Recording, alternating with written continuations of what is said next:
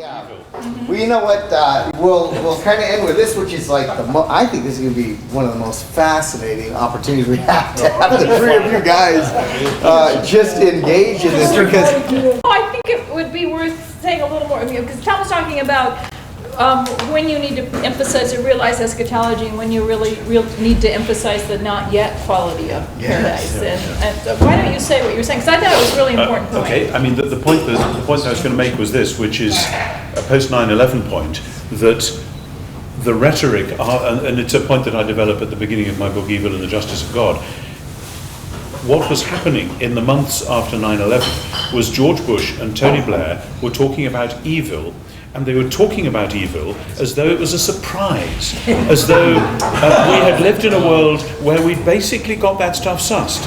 And now suddenly, damn it, somebody's flown a plane into a building. There's some evil out there. So what are we going to do? I know, let's go and drop some bombs on it and then it'll be all right.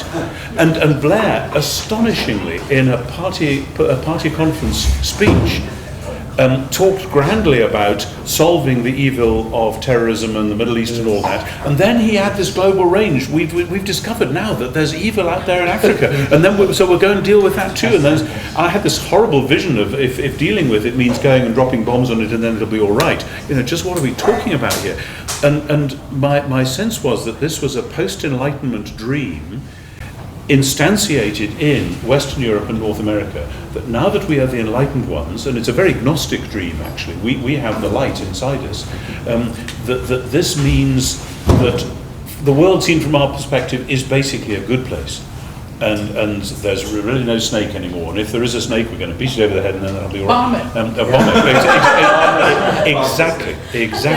And it struck me, I mean, that is a radically immature attitude to evil, to the world. It stems out of an over-realized secular eschatology, and whose only reaction then to evil is systemic violence. Mm-hmm. And so I'm interested then in how I say what I want to say about the truth, as I take it, ever since Jesus rose from the dead, where the new creation has begun, that's how I would put it, and where the vision of Romans 8, the vision of Revelation 21, the vision which Irenaeus picks up on, of the whole world being transformed, and it's basically the Isaianic vision. Mm-hmm. The earth shall be full of the glory of God, or the knowledge of God, as the waters cover the sea. Mm-hmm. That's the full paradise thing. Mm-hmm. Now, anyone, a first century Jew, anybody would look out of the window and say, well, it's obvious, it hasn't happened yet. Read the newspapers. We're not there. If you think you're there, you're living in a Bush-like or Blair-like denial.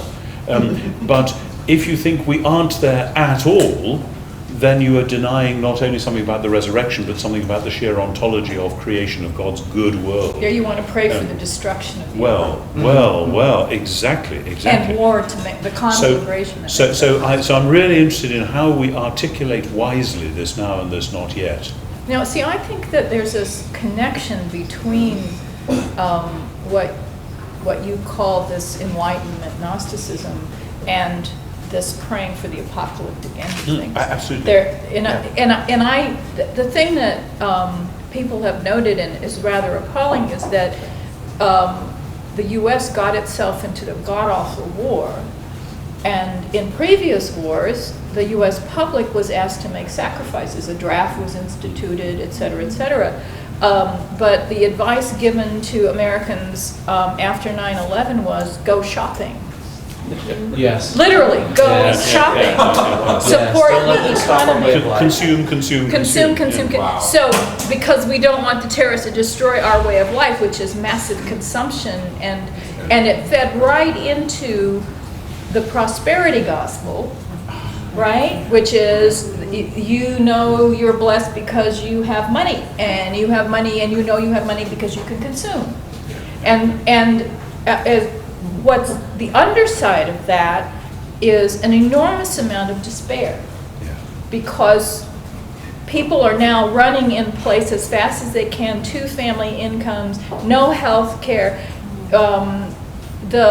The thing that's most breaking up American families are bankruptcies, and 80% of bankruptcies are because of health care costs. So we have this economic devastation under this glitter of prosperity and consumerism, And so you have out the other side of this prosperity gospel, the people waiting for the end of the world, getting what they can before the world's going to end, praying that Israel and Syria or Lebanon will continue their wars because that's where Armageddon is. And this horrible mess of a world is just going to be swept away. And then we're really going to get what we're going to get. And so there's an odd way in which this fake realized eschatology, it's a fake realized eschatology, feeds a profound apocalypticism. Yes. That's wonderful analysis, if I may say so. I think it's exactly right. But my anxiety, and Richard and I were talking about this briefly at supper last night, is that we shouldn't simply articulate a positive proposal as the counterweight to a perceived, current, rather localized negative. But that we should, be stimulated to say we've got to say something. But my anxiety would be that we then stand back from it and don't react so much against that apocalyptic dualism that we produce its mirror opposite, which is, as you rightly nailed before, the idea of kind of pantheistic progress. Yeah. But I think what's missing in the alternative, what's missing in mainline Protestantism in the U.S. and is missing pretty much in any form of North American Christianity right now is any positive alternative to the prosperity gospel. And it seems to me heaven is owned by the conservatives who don't care if the world gets blown up because you've got heaven. But what's interesting to me is the word paradise has deep cultural freight. It has a certain allure. So people, when they hear it, they light up, and it creates an opening both to problematize the tourism version, the sort of idealized version of it, but also to bring in the sense that this is a positive thing we all have responsibility for. Not that it's just given to us as an act of grace, but it's also a responsibility. And it conveys a sensibility to me that's a really powerful and important sensibility that got lost in the West, which is love is a power, not a weakness. So for you, paradise, if I can just be sure I'm hearing you right, for you, paradise is kind of a heuristic tool to be able to name something which was in danger of getting forgotten in the culture, but in naming it to encourage people to look after it, to work for it. Exactly. Okay. So it's both. It's we only know it because we know we've been loved. Right. And we only know it because every now and then a peach tastes perfect.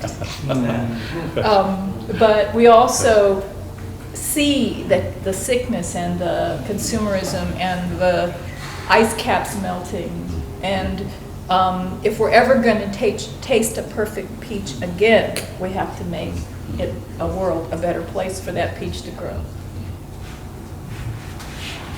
I'm sorry I didn't hear more of your stuff. I surely like where it's going.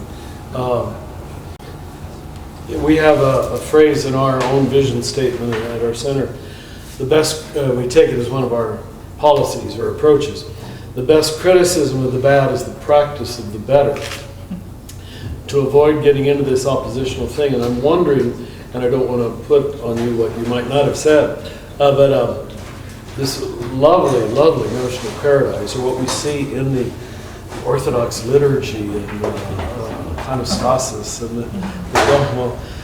What are you saying that that's what you feel for a certain period at least Christianity was able to do, was to present a positive alternative of paradise, of a just, beautiful, I love your emphasis on beauty, beautiful world.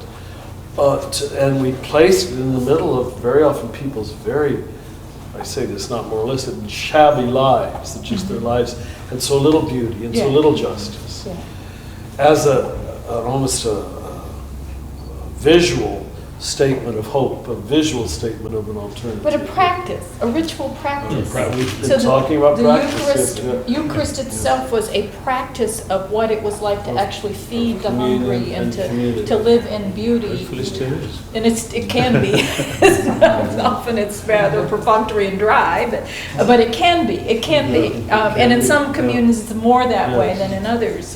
In some places, they don't do it at all. I mean, that's the sad thing. It's just been lost.